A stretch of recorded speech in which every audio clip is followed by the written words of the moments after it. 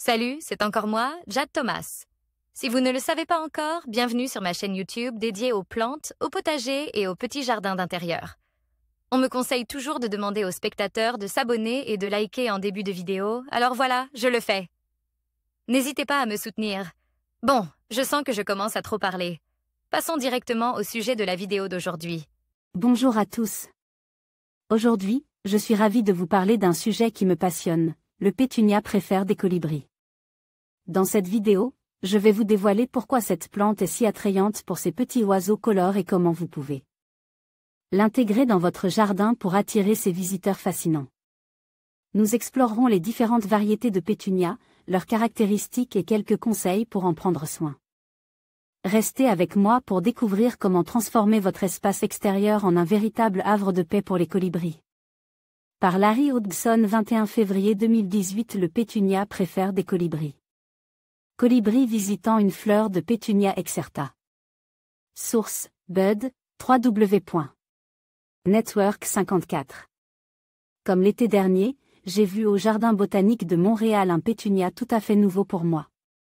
Dressé à petites fleurs étoilées rouges, il ne ressemblait que vaguement au pétunia hybride, Pétunia X atkinsoniana, que je connaissais.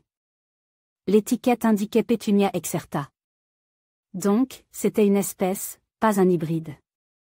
Pendant que je prenais des photos, un colibri astérisque à gorge rubis, Archilochus colibri, arrive et commence à visiter les fleurs, l'une après l'autre. Je trouve cela curieux, car habituellement les colibris ne visitent les pétunias hybrides que de façon aléatoire, car leurs fleurs ne contiennent pas beaucoup de nectar. J'étais intriguée. Un peu de recherche à la maison, j'ai fait un peu de recherche sur cette plante pour découvrir que, effectivement, c'est le seul pétunia qui est pollinisé uniquement par les colibris. D'ailleurs, tout est là pour leur plaire, une corolle rouge, la couleur préférée des oiseaux-mouches, une abondance de fleurs sûres.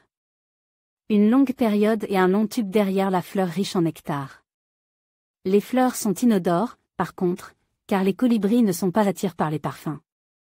C'est d'ailleurs le seul pétunia botanique à fleurs rouges. Les autres ont des fleurs blanches, roses ou violettes.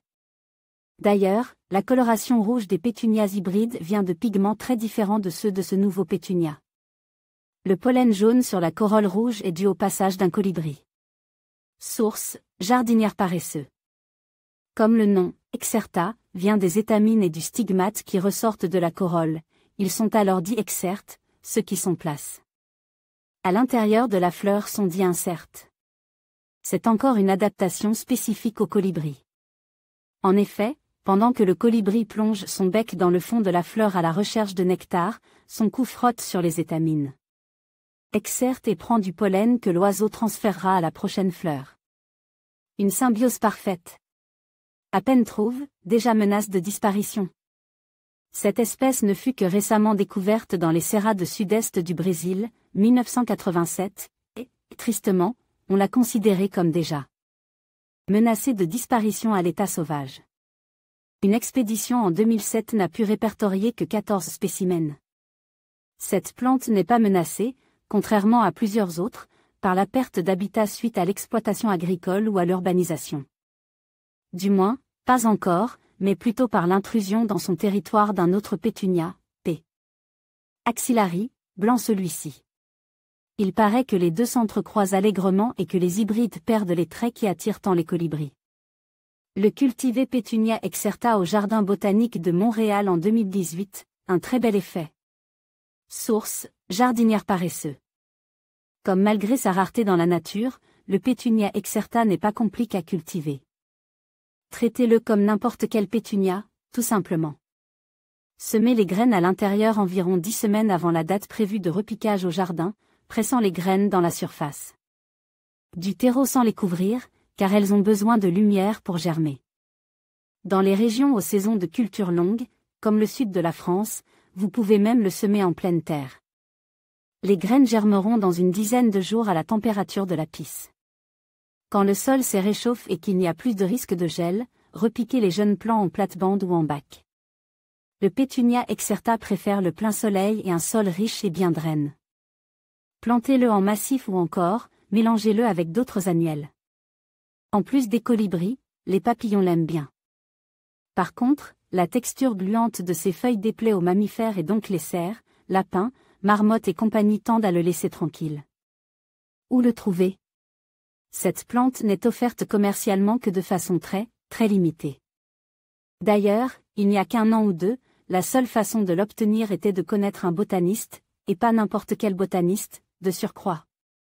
Je sais qu'il est offert par Gardens North, au Canada, et Select Seed, États-Unis. Sans doute que d'autres semenciers l'offrent aussi, mais je ne pense pas que vous le trouverez dans votre jardinerie locale de sitôt. Le Pétunia excerta, de belles fleurs et la possibilité d'attirer des colibris en plus, pourquoi pas? Nos partenaires locaux. En conclusion, le pétunia préfère des colibris est sans aucun doute une plante fascinante qui attire ces magnifiques oiseaux grasses. À ses couleurs vives et son parfum envoûtant. En choisissant de cultiver ce type de pétunia dans votre jardin, vous contribuez non seulement à la beauté de votre espace, mais vous offrez également un refuge et une source de nourriture à ces pollinisateurs essentiels. N'hésitez pas à expérimenter différentes variétés et à observer ces créatures extraordinaires en action. Merci de nous avoir suivis, et à bientôt pour d'autres découvertes sur la nature et ses merveilles.